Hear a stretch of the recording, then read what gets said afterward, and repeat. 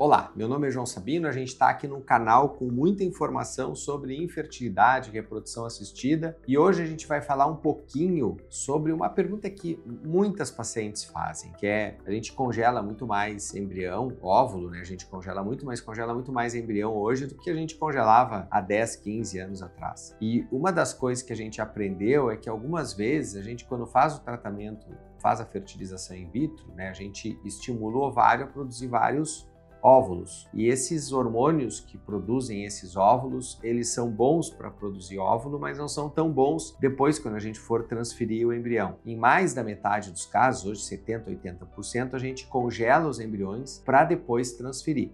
Então, a técnica de congelamento de embrião, a gente domina muito bem e ela é uma técnica há muito tempo feita. Só que a grande novidade é que há pouco tempo atrás, foi batido o recorde mundial de congelamento de embrião. Foi um caso em Ohio, nos Estados Unidos, em que a paciente estava tentando engravidar há 7 anos. Ela não conseguiu, então a clínica se socorreu de um embrião congelado em 1994. A técnica de congelamento já é diferente, tá? Naquele tempo a gente tinha uma técnica que não é a vitrificação. Mas o interessante aqui é a gente conversar um pouquinho sobre o embrião congelado há tanto tempo, né? Então a pergunta que eu falei lá no início, que a pergunta que as pacientes fazem é sobre: tem prazo de validade?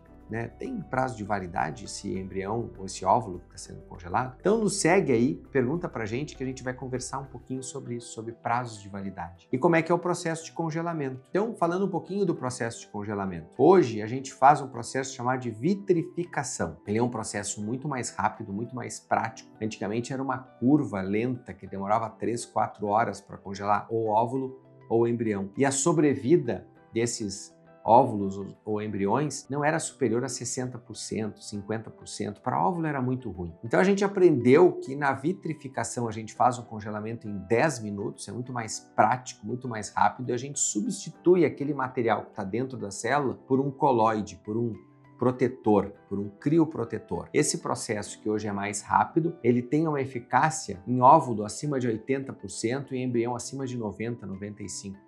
Então a técnica de congelamento, ela mudou e mudou para melhor. A gente consegue ter mais rapidez e mais eficácia depois do descongelamento. Agora vê bem, a gente está descongelando um embrião que foi feito o congelamento dele há 30 anos atrás, mostrando que no momento que esse embrião está congelado a menos 196 graus, ele não tem prazo de validade. Isso serve tanto para embrião como para óvulo. Isso nos dá muita segurança, porque a gente consegue oferecer um tratamento de alta complexidade, congelar o embrião se sobrou, congelar o óvulo se for assim o desejo da paciente, e depois de muito tempo poder descongelar o embrião ou o óvulo e eles serem utilizáveis. Isso daí dá segurança para o paciente e dá segurança para a clínica. É importante a gente, quando for começar o tratamento, a gente explicar isso para a paciente e para que a gente tome a decisão mais sensata possível. Se ela está procurando uma fertilização in vitro, ótimo, a gente pode congelar e depois, se for o caso, 1, 2 meses depois da coleta dos óvulos, fazer a transferência de embrião. E se ela quer congelar os óvulos dela, a gente não espera que ela retorne daqui a 30 anos, mas a gente tem uma segurança boa, sabendo que quando ela voltar daqui a 5, 10 anos, esse óvulo não vai estar inutilizado